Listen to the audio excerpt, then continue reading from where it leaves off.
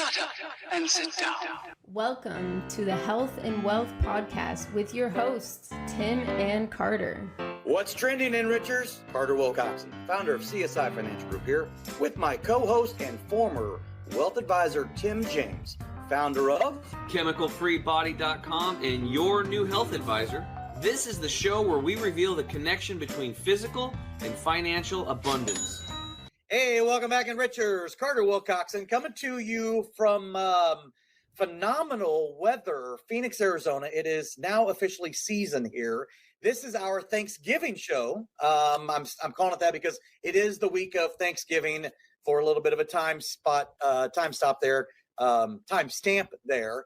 And I'm seriously so excited about our guest today. I've been trying to get this guy on our podcast. And before I bring him in, but I've been trying to bring him on the podcast for probably a year and a half now, since we really launched the podcast. But as is normal, I am joined by my fantastic Mr. Chemical Free Body himself, Tim James.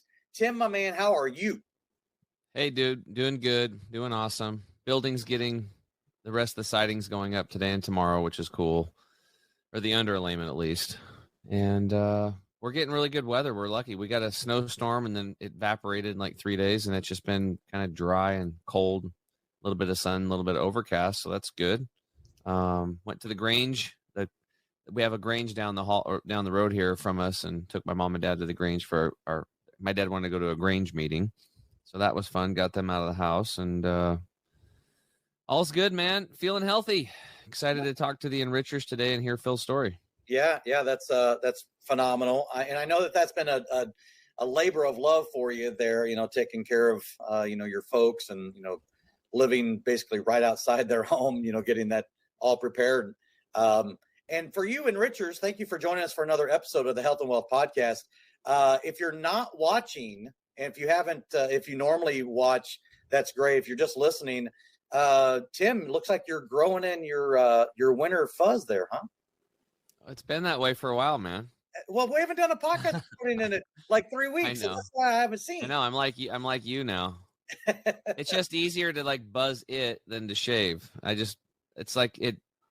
I'm like time hacking myself too. So shaving every day because it's easier, or I buzz myself every 3-4 days. That's even easier. It takes less time. So yeah, totally.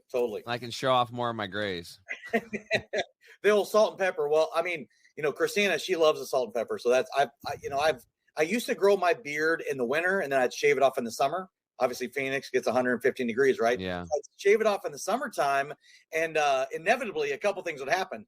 I would look younger and I would look thinner, right? By shaving that off. But Christina really started digging the salt and pepper as I was getting older. And now it's a permanent fixture. Yep. It is what it is. Awesome. Yeah, for sure. Well, hey, Enrichers, we are really excited about our guest today. Someone that has been a colleague of mine and really has taught me a lot in the industry that we're in for almost 2 decades now. I want to go ahead and bring in from North Carolina, Phil Graham, the creator of the Beneficiary Liquidity Plan. Phil, how are you doing, my man? Excellent. Thanks, Carter. Thanks, Tim. Thanks for having me. It's really my pleasure, seriously. And I mean that.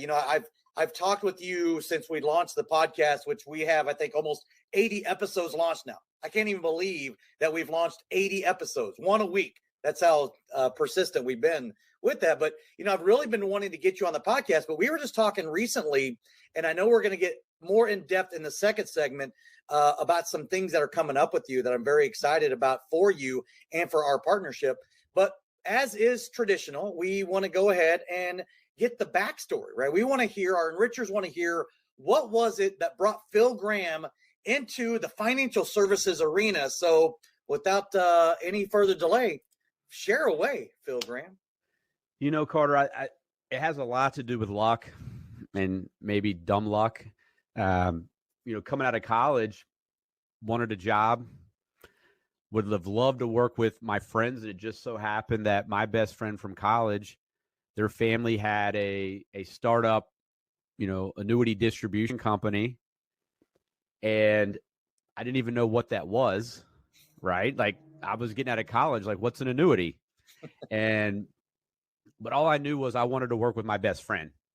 And so whatever that meant, I was willing to take that job.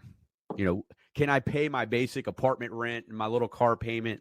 And do I get to work with my best friend?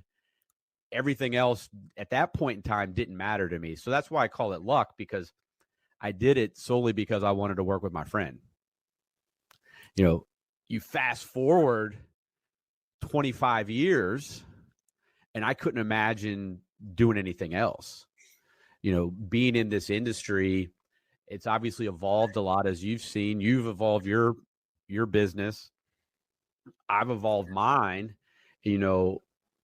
but fulfilling, that spot that an advisor has to not only serve the financial advisor, who's really, our clients, but ultimately serving their client, the consumer, as well. When I feel like when I can, have a service or a product that everybody involved is being taken care of, that's what keeps me in this business and really gets me excited. Yeah, it is. There's no doubt. It's awesome. So I don't know if you can remember back to the time when we first met, but do you have any like stories of what you can remember on how, we were quasi competitors, right? Competing after the same types of advisors and everything. And then, we became, colleagues and friends. And now here we are, almost 2 decades later, having you on the podcast. I mean, what I remember, Carter, is that you and I were qualifying for the same trips or fun things that we got to do. And you were always on stage getting trophies for some of the carriers because you were at the top of the list. So that's what I remember, kind of seeking you out then and going, okay, I'm doing a lot of business. You're doing a lot of business. But in one particular product, you were doing a lot more than just about everybody else. And so I'm like, okay, I want to know what this guy's doing, because I'm not doing that much business in that particular product. So what's he saying? Who's he targeting? Like, I wanted to learn. And I think that's probably where it started. And then we probably started having fun, and it just, here we are today, more, friends, and still comparing notes and talking about, how are you building out the trust company and how are you protecting assets? And, we're going to talk later about how passionate I am about, making sure that advisors retain assets when they go to the next generation. So you and I still, even though we're doing completely different things than we were 15 years ago, actually are still solving a lot of the same problems together using similar tools. Yeah. It's, I remember for sure, I think the first time I physically met you, you were in the office of the company that I formerly worked for. Right. And, you and I both know who that was. And I just remember having a conversation with you.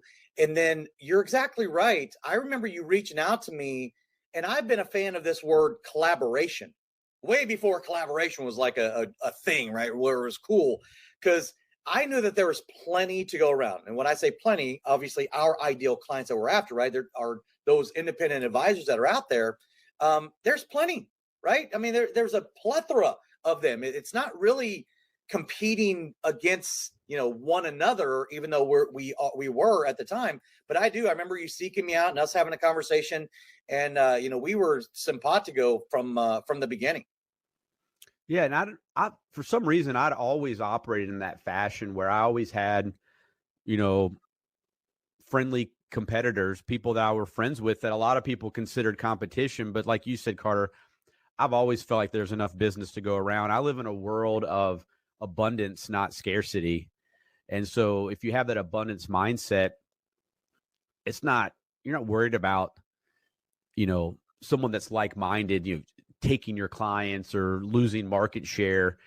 The knowledge that you can gain from sharing and then also receiving far outweighs, any risk of, market share. Yeah.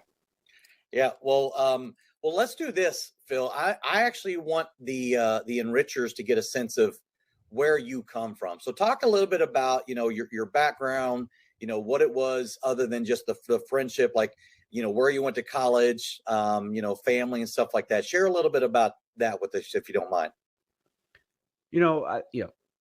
I think it had some impact on my life. I went to 4 different elementary schools in 4 different states, and I was really shy as a child, which sometimes people find hard to believe if they know me now. But you can ask my mom. It was true. I was super shy. I think just changing schools, it wasn't until like we moved at the end of 4th grade, then middle school, they combined a bunch of schools, and it's kind of like you're meeting new people all the time. Went to Appalachian State. I grew up in Asheville, like 4th grade on, and I couldn't pass business calculus to get into the College of Business. Or let me rephrase it. I didn't want to put the effort in to figure out how to pass. I just wasn't enjoying it. So I changed my major to communication with a minor in business, but I ended up doing a triple concentration in organizational, interpersonal, and public communication with a minor in business. And through that experience, like, I didn't realize how passionate I was about understanding, verbal and nonverbal communication, understand the complexities, get into some of the psychology side, knowing that if I wanted to be in some type of sales, that communication may be more important to me than a marketing or finance background. I've learned to hire out a lot of those roles that aren't my strengths. Right out of college, graduated in 97, January of 98, I started in the industry, and no computers back then. It was literally like, I call it a church table. The ones where like the legs open out, and I had a phone, a ruler, a pencil, a highlighter, and was just making calls. Literally had no idea what I was doing. I made 0 sales my first year. Wow.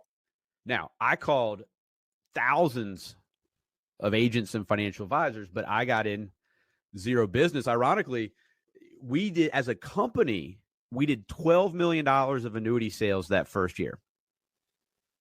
Now, a pretty good advisor today is doing 12 million or more of annuities and assets under management. As an entire IMO or whatever, we weren't even called that back then. We did $12 million of sales. Fast forward 2001, we did about 120 million in sales. By 2005, we were at 500 million. 2007-8, we were at $1 billion. 2000, I don't remember the exact number, 14-15, like $2 billion. And then when I sold out as a partner after 20 years, we were doing about 2.3 billion a year of new sales. So we'd grown from 12 million to almost 2.5 billion over a 20-year period of time. The industry was growing. We kind of rode that wave. So like, we can't take full credit for like, we grew from 12 million to 2.5 billion. Well, the whole industry we were riding that wave. Again, back to the luck. I worked really hard. The team worked really hard. So we're not taking that away, but the whole industry was growing, and the whole, everything that you and I were involved in was growing, 10, 20% a year. And I live by the philosophy, if you're not growing more than your industry, you're actually going backwards. So like, if the industry's up 25% and you grew 20, well, you didn't actually grow. You went down 5%. Yeah. And been in Lake Norman area of North Carolina, outside of Charlotte, since 1998. So it's like 23 years now. Mm-hmm. And I couldn't imagine living anywhere else. I couldn't imagine doing anything else other than, serving advisors and their clients. Yeah. And you know what, you hit the nail on the head. I love that idea about, riding the wave, the industry, right?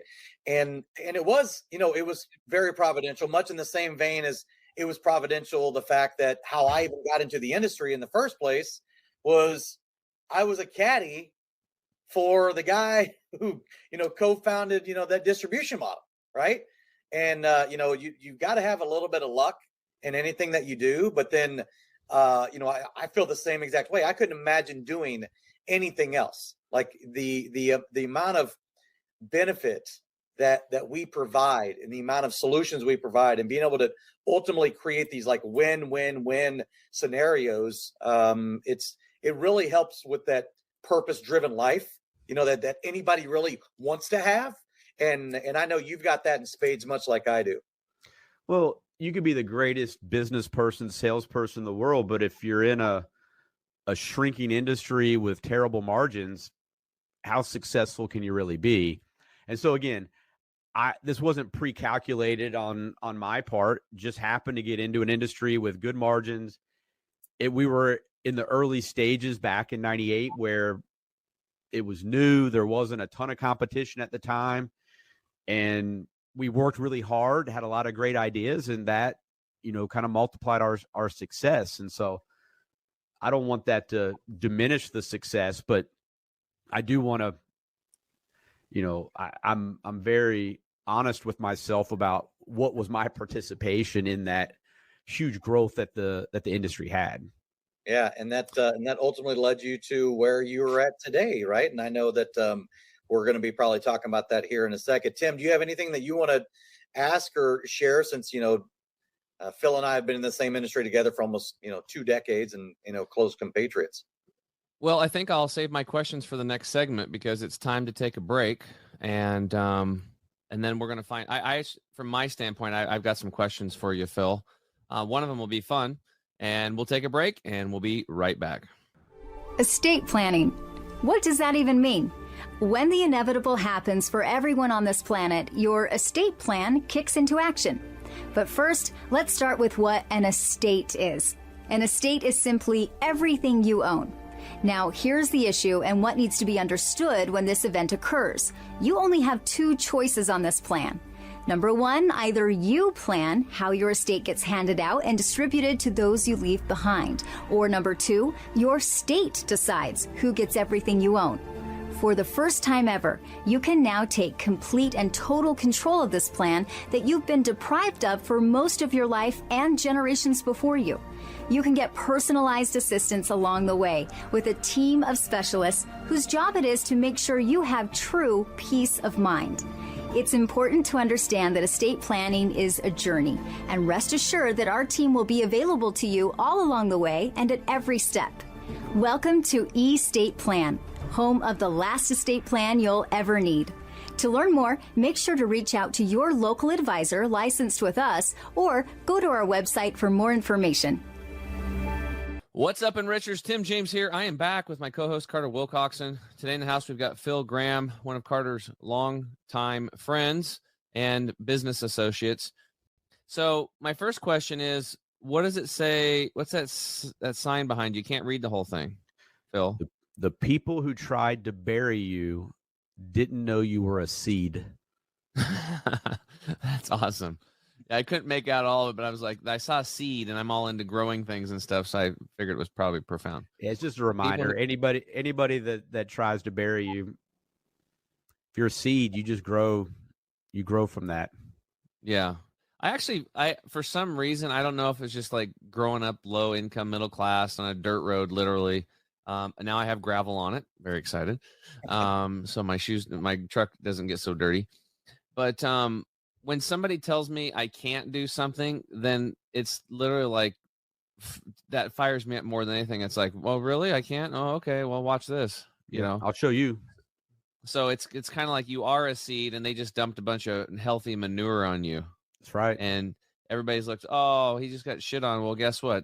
Out of that manure, you can grow trees and plants and stuff and feed the world. So pretty exciting stuff.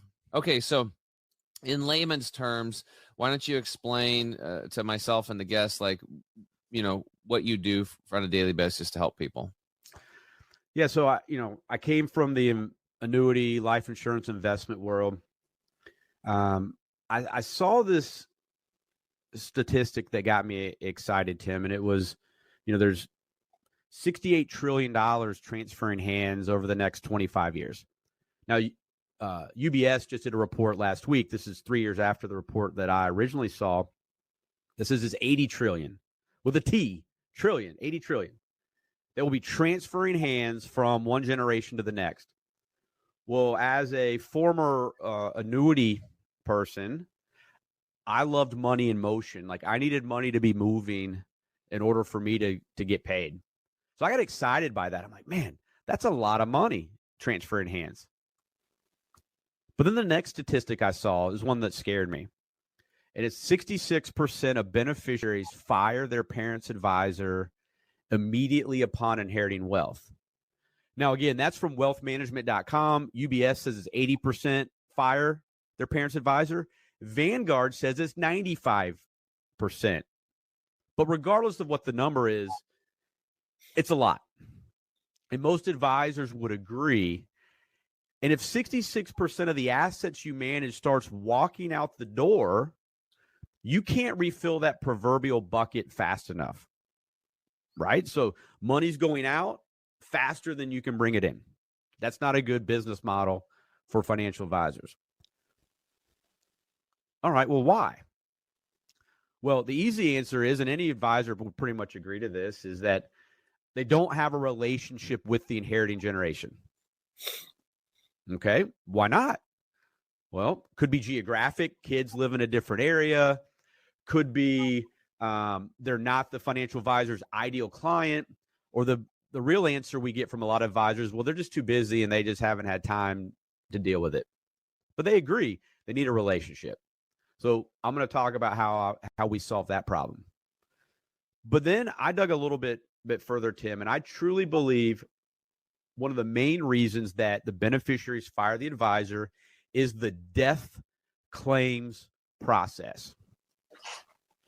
So mom passes away.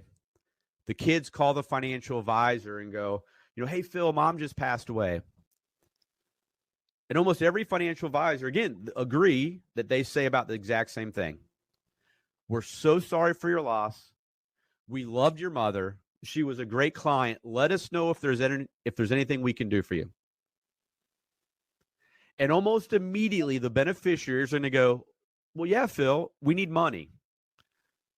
We got to cover the funeral. I got to buy plane tickets to fly family in. We got celebration of life. We got these attorney bills. We need money. You're the advisor. We need money. Can any financial advisor get the beneficiaries access to their inheritance in less than 48 hours after mom passes away? No, they can't. They can't. Why not? What piece of paper, other than a claims form, do you need to start the process to get access to money? Power of attorney.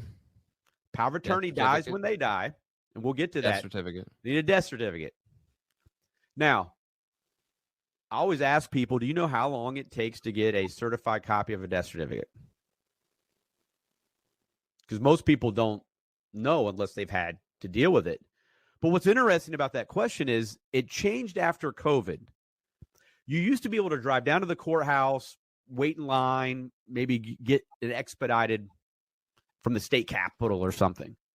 Well, everything now has gone online, which one would think would speed up the process. But right now, you can go to the Texas Public Health and Human Services website, look up online processing, and it says 25 business days for electronic processing.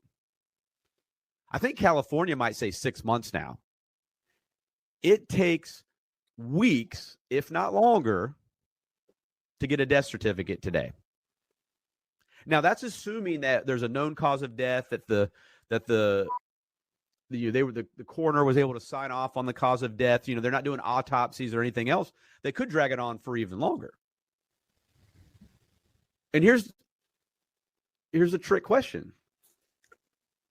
Prince died with $100+ million estate. And Carter, I know you know the answer, so you can't answer. I don't get to participate. Okay. Tim, do you know who paid for Prince's funeral? I don't. I'm sure you can guess it was not his family. Otherwise, my story wouldn't work. It was not the state of Minnesota. It was the family friend, actor and comedian George Lopez gave Prince's family $20,000 to bury him. Why? Because they couldn't get to any money.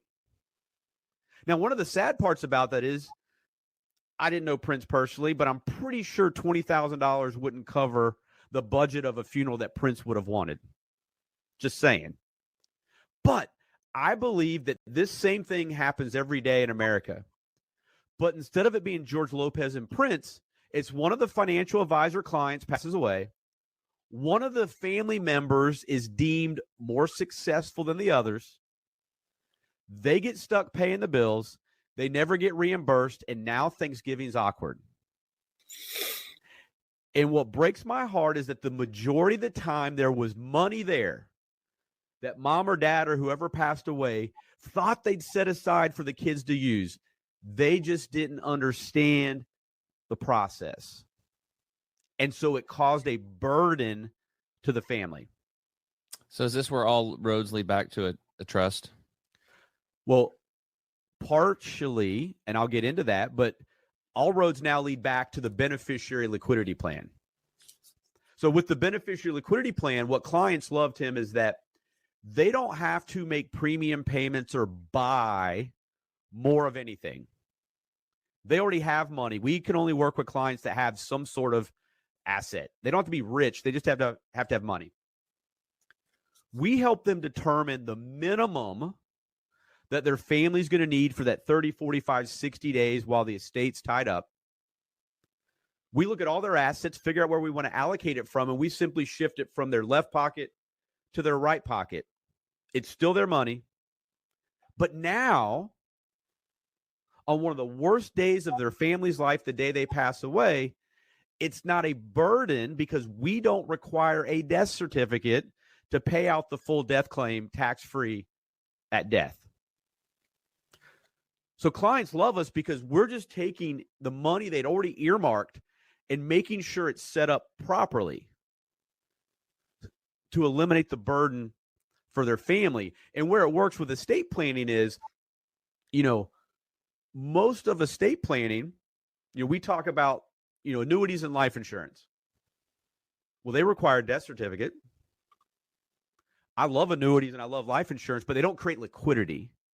You mentioned power of attorney. What most people don't know, and there's no reason they would know, the power of attorney dies when the client dies. The power of attorney ceases to exist when the person who put the power of attorney in place is no longer alive. Carter and I talk a lot about living trusts. I love living trusts as an estate planning tool. But you need a death certificate in order to start the process to put the successor trustee in place. So great planning tool for tax purposes and all the things, but it doesn't create immediate liquidity for the family. We talk about titling accounts with TOD, POD, transfer on death, payable on death, bank accounts, investment accounts, which I highly recommend. But what piece of paper do you need to take to any financial institution to start the process? A death certificate. So they avoid probate, but your family can't access the bank account that's set up as transfer on death until they get a death certificate. And so we go through all these things and we go, your family, of course, can figure it out without a beneficiary liquidity plan. Because for generations, people figured it out. But Carter and I talk about this all the time. But my definition of figuring it out means that your family had stress, arguments, disagreements, maybe short-term, long-term financial hardship. Empathy.com just did a research report for us. Only 1 in 7 families had access to funds when their loved one passed away. And over 50% of families went into debt or had to liquidate their own assets to cover final expenses for their family. That is some scary numbers. And so what we do with the beneficiary liquidity plan, we help financial advisors go back to their existing clients, set aside just a little bit of money, and then we created something called the Hero Bridge. The Hero Bridge is how we teach the advisor to reach out to the beneficiaries on delivery, and then we have an automated annual communication that goes out to the beneficiaries about the advisor and the money that is available. You start building the relationship. We start teaching them how to build a relationship. And then on top of that, now when mom passes away, the financial advisor is the only one showing up with money, and we've made them the hero. So now we have a relationship. Now we showed up with money.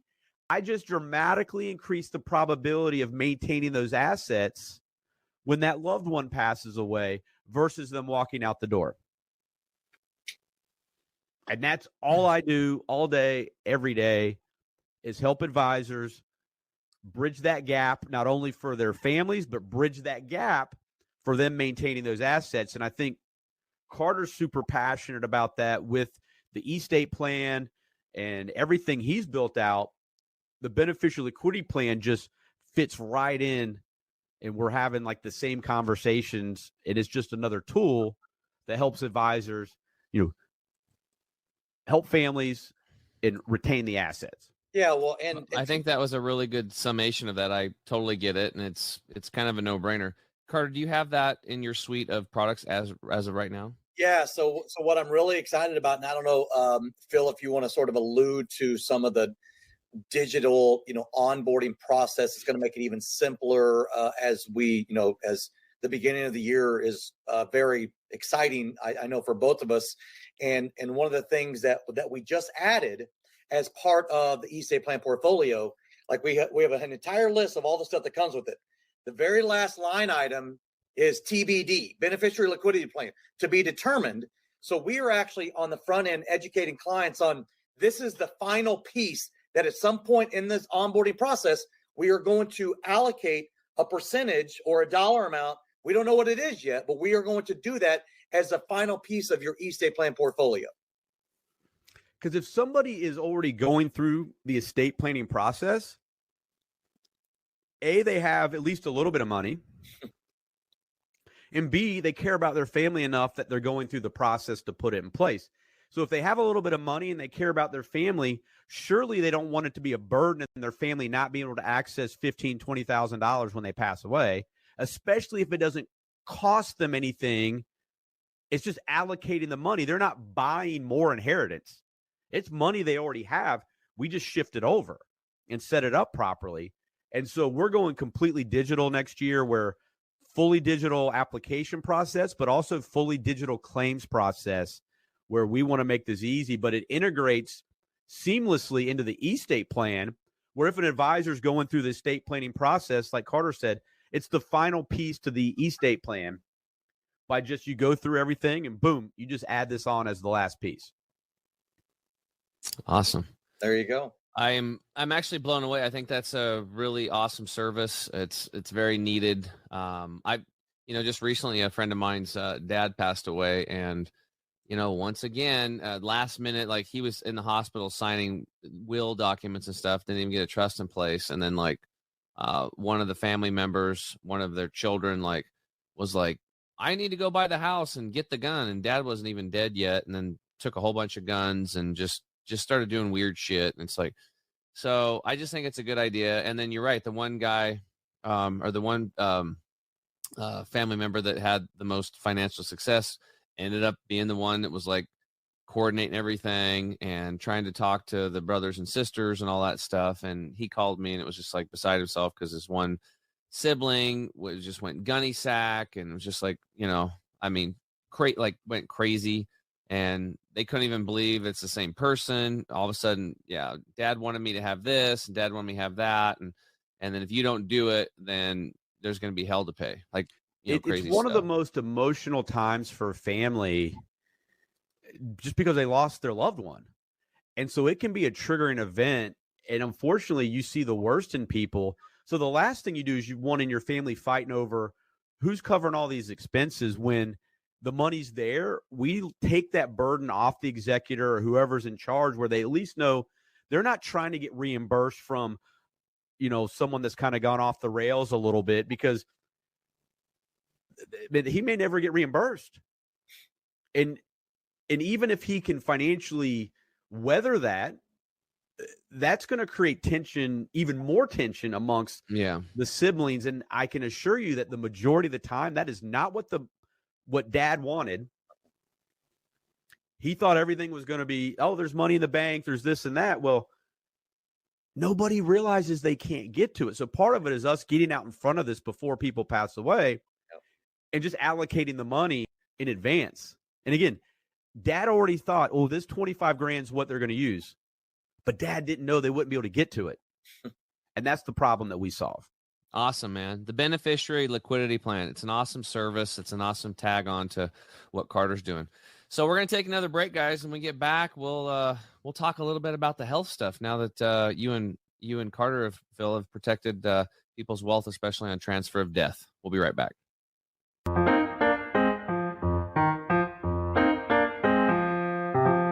You want the absolute best for yourself, and you want it to be easy. That's why we created Green 85. It helps with detoxifying the body gently, but we're proud it's chemical-free, unlike almost all other supplements you'll find. Bottom line, Green 85 will get you healthier. We look forward to hearing what Green 85 did for you.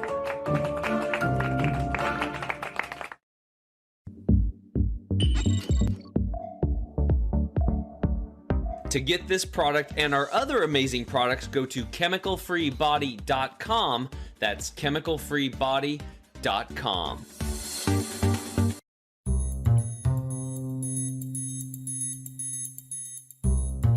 What's up, Enrichers? Tim James here. I'm back with my co-host Carter Wilcoxson.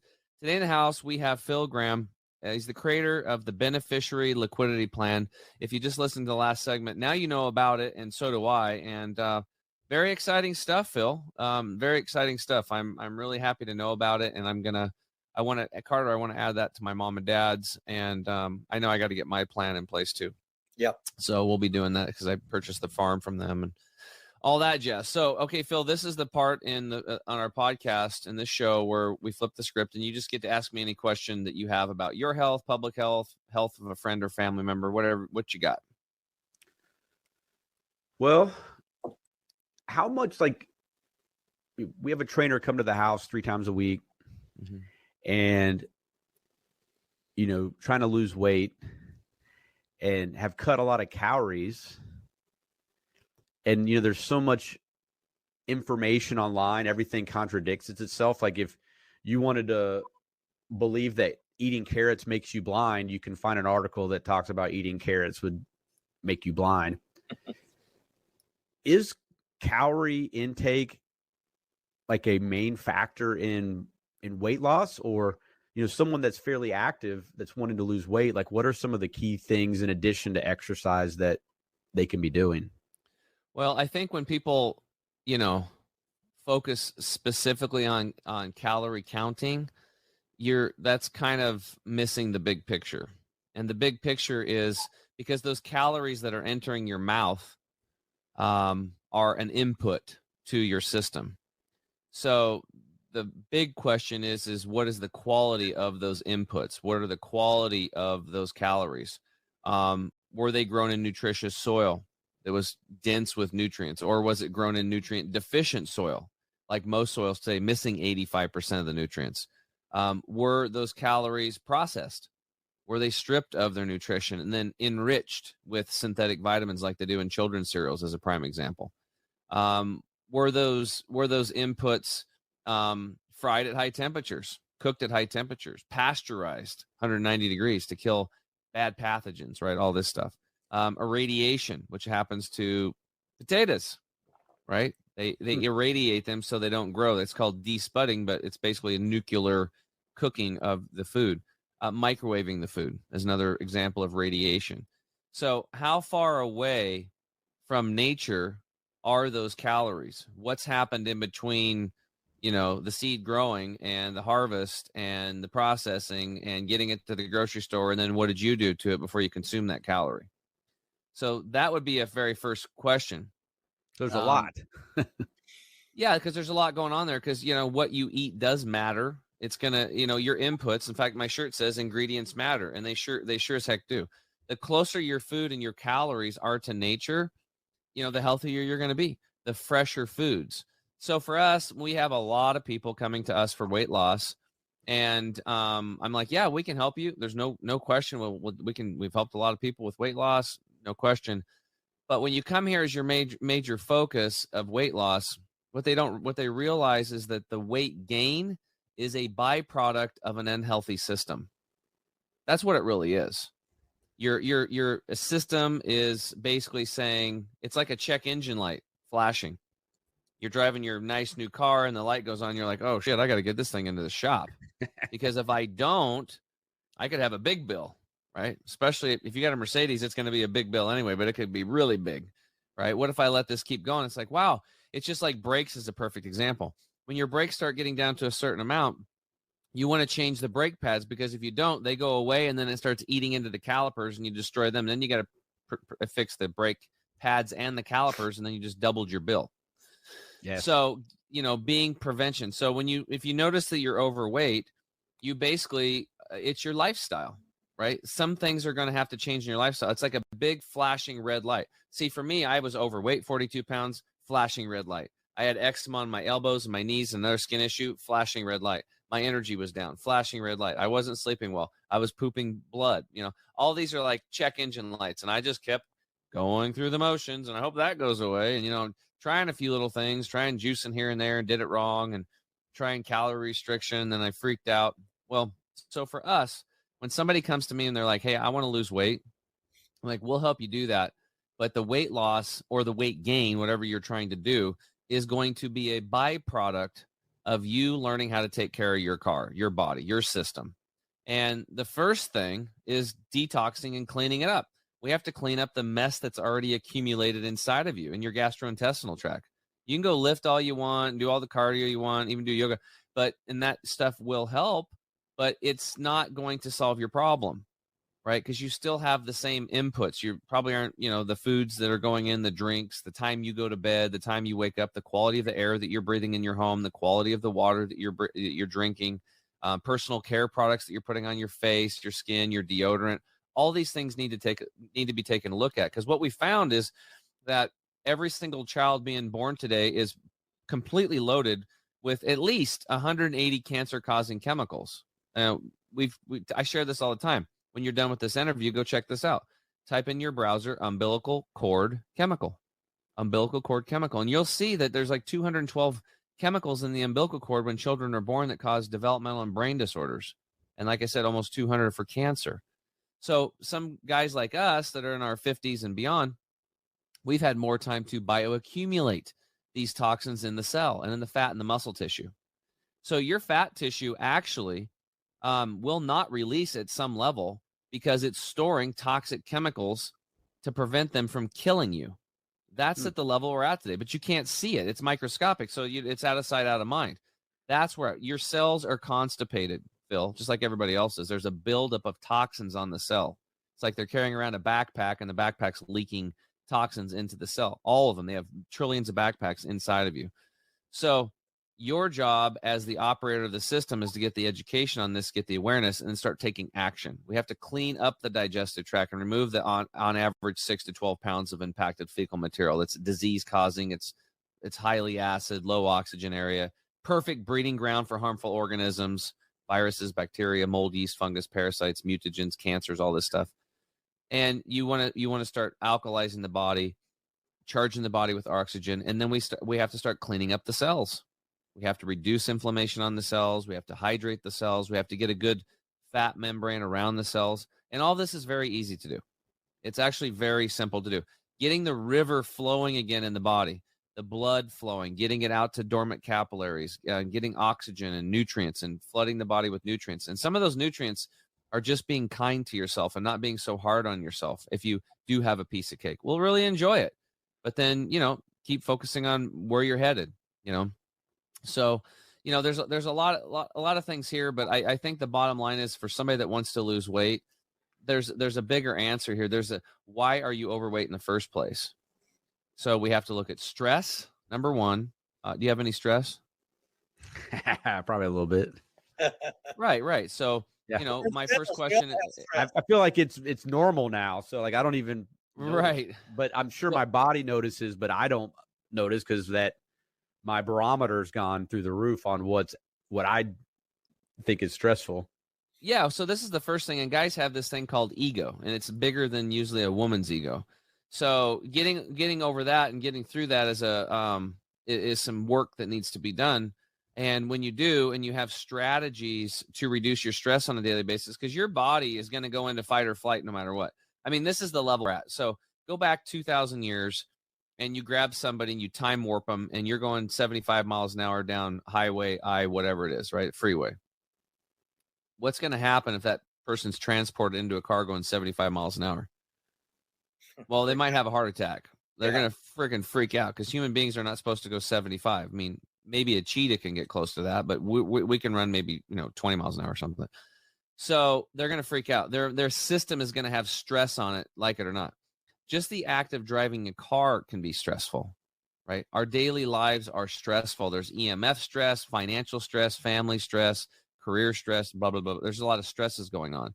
And if people don't have a meditation practice, a breath work practice, a place to center and ground the nervous system. There's different ways to do this, but it's all about taking your nervous system and getting it out of fight or flight and putting it back into rest and digest mode. Our daily activities, the way the modern world is, automatically shoves everybody into fight or flight pretty much. If you don't have strategies, which are not hard, it's just you wake up in the morning and instead of picking up your phone and getting on social media and see how many people died last night and how bad everything is and all cancer, you just you take time for yourself. You nourish yourself. You go inward. You get set up for the day. You become the eye in the storm, right? You're just calm. And then you can go back to that. You can use your breath work before you eat to calm down. You can use it anytime you're stressed. You can go for walks in nature, hanging out with people that you love that support you. All these things are petting cats and dogs. They're great. They're freaking awesome. Animals are really good for people because a lot of people have given up trust on humans. So that's why they will do a lot more for their pets, right? You seen some people grandma gave away $2 billion to her cat. And it's like, what's going on here? Right. Well, the cat never hurt her, right? She might have scratched her if somebody dropped something and she was on her lap. But other than that, the cat was always there, loving her, giving her pets and purring. So like I said, it's the whole thing with health, man, is we have to do things to mitigate our stress. We have to cellularly detox. We have to clean up the gut. And then we start flooding the body with true nutrients, the nutrients that we're missing in the soil, phytochemicals, certain bacteria that are missing in the gastrointestinal tract. And voila, the human frame comes back to life. And we start back on our evolutionary path because right now we're actually de-evolving as a species. So if you have a check body light going on right now, you are on a de-evolutionary path with your health and your life. So the question is then, do I want to back to evolution or I don't want to de-evolve? I mean, that's where we're literally at today because this is really a crime against humanity where our generations now are getting so sick and so chemically polluted for everything. If you're sick, you go get a chemical. If you want to get joyful, you have a chemical, alcohol. If you're depressed, you take a chemical. It's like chemical. Everything's a chemical. And that next generation is going to be less than what we are. That is the crime against humanity that's happening right now because adults need to wake up and start, working class people need to wake up and start taking charge of their life and their health and for future generations because the system is broken and it's apparent. All people have to do is look around. This isn't just Tim saying, oh, it's broken and it's a conspiracy. No, we're the sickest we've ever been in the entirety time that humans have walked this planet. And we supposedly have the best, medicine and all this other stuff. No, there's a lot of broken systems. So we have to take the reins, just like people have to do with their finances or any other aspect of their life. They have to take the reins and fricking get the job done and not count on other people to do it. Yes, you can hire people that have the results you want, learn from them, and have that group around you. But at the end of the day, what time you go to bed, what time you wake up, and what you put in your mouth is up to you. Yeah, so it's really a lifestyle. It's not any one thing. It's not just the food. It's not just the exercise. It's not just the mindset or your environment. It's literally your entire lifestyle to truly be healthy needs to be healthy. Absolutely. Yeah, and it's really simple. Like if you wanted to have, I do an exercise with my coaching clients when I bring them on. It's like, I want you to write out your ideal life. And it's very simple. It takes about 4 hours for most people. And you just write out your ideal day because your ideal life actually boils down to a day because that's all we have. Right now, this is all we have right now. right now. There's nothing else. There's no past. There's no future. Those things don't exist. The only thing that exists is the present moment.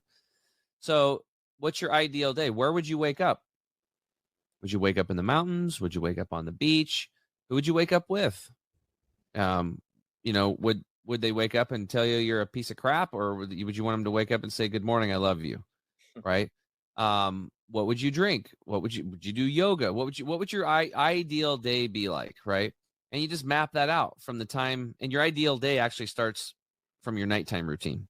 So you got to map that out too. What preparing to go to bed, calming down, getting in so you can, your body can produce melatonin. You can slip into your circadian rhythms very quickly, and you're getting that deep, restive, restorative sleep, REM sleep. You're going to wake up at what time? You map out your whole day, and there you go. And then you look at your ideal day versus your day today and what it looks like. And then you just start making changes, little baby changes. And over 6 months, a year, 2 years, usually between 6 months and 2 years, depending on the speed that you want to go, you can totally change your life. And it wasn't painful. It was pretty simple. It was easy. Well, it sounds like it actually got you to where you wanted to be, not miserable, but no, I'm now living the life that I actually designed as my ideal life, and I'm healthier for it. I guess you would call it health planning. I don't know if you guys can relate to that concept. That. I like it. That fits right in line with, you got to have healthy finances. You got to have a healthy lifestyle. I mean, I think in order to have a quality life and a long, enjoyable life, you need to have your financial plan in order, but you need to have your health plan in order also. Yeah. And if we look at like Dale Carnegie's book, How to Win Friends and Influence People, I'm sure you guys have read it. Do you remember when they went to Middletown, America, and they did that study that was like $2 million or equivalent back then? It was like, I don't know, they spent 30, 40 grand or something. And they interviewed the whole town, asked them like 600 questions. And the number 2 answer was like how to relate with people and how to communicate. And you talked about that earlier, communication, how important that is, which basically sold everybody. He's like, look, the number 2 concern on people in this world was how to communicate and have friends and influence people and do all that stuff. He was selling his book. But what was the number 1 concern with all people? Health. And that's never going to change because, it's that saying, it's like a man with, I've talked about this before, Carter. Remember there was a man with poor health, or a man with money or something like that wants 1,000 things. A man with poor health basically wants one thing. Yeah. Wants to get his freaking health back. So money doesn't even matter at that point when you feel like crap. I actually use that saying all the time with people because I took it from you, obviously, right? Right. Yeah.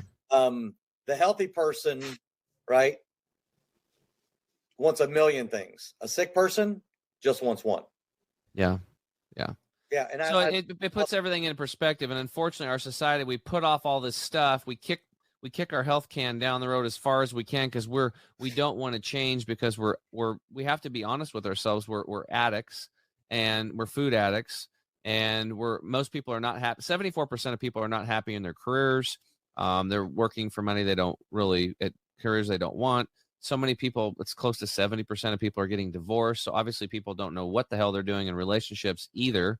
And it's because this hasn't been taught. Society doesn't teach this. They teach you to be an automaton and a robot, and they would dumb you down and separate you and separate the family and let the state run everything. So, that's where we're at. So it's really about adults and working class taking back the reins of everything. And I always tell people, if you don't know where to start with your health. Start with your health because all boats will rise. And we've seen it. We've seen, I went back to all the commission salespeople and business owners that I coach personally on their health. We didn't talk about finances except for one dude who is a former employee of mine. Other than that, it was just health. And within 6 months, all those people on average increased their income 21% by getting healthier. I believe way more than covered the investment they put in to hire us as coaches, and then some. And I was like, I told Izzy, this one guy's like, dude, I need to raise my rates. It's like for you commission people. Well, this is the best deal on the planet. You're getting healthy and you're making more money. Yeah, I like it. I love that too. And so I know we're winding down here. We could go on and on and on. And I know, my great friend Phil Graham and my co-host, who has basically like become my brother, Tim James, we could sit here literally and probably talk about solving the world's problems all day long. Unfortunately, you enrichers don't have that much time on your hands. So I want to go ahead and thank you all for joining us for another episode of the Health and Wealth Podcast. And to be able to see all of our former guests, our great guests like Phil Graham, the creator of the Beneficiary Liquidity Plan, you can go to our website at www.thehealthandwealthpodcastshow.com and make sure to like, share, and subscribe wherever you get your podcast. So for my phenomenal co-host and great friend, Tim James, I'm Carter Wilcoxson, CEO and founder of CSI Financial Group and co-founder of Epic Services Company, wishing you all a very wonderful day and happy Thanksgiving. Phil, I know you got to get going. Thank you so much for coming on the show and being a phenomenal guest today, partner. Thank you for having me. I really appreciate it. And Tim, thanks for the health insights too. You're welcome, brother. We're always here if you need help. You can connect with me through Carter, and I wish you all the best and good luck on your next podcast. Thank you, guys. Awesome. So thank you very much. And until next time, we will see you on the Health and Wealth Podcast Show. Thank you, everybody. Hey, Enrichers. Thanks for tuning in to another episode of the Health and Wealth Podcast. I'm your host, Carter Wilcoxson. And I'm your host, Tim James. And by God, we are committed to helping you guys have fat wallets, flat bellies. So tune in again for another episode and make sure to like, share, and drink a lot of water. Or beer. You have just listened to the Health and Wealth Podcast with Carter and Tim.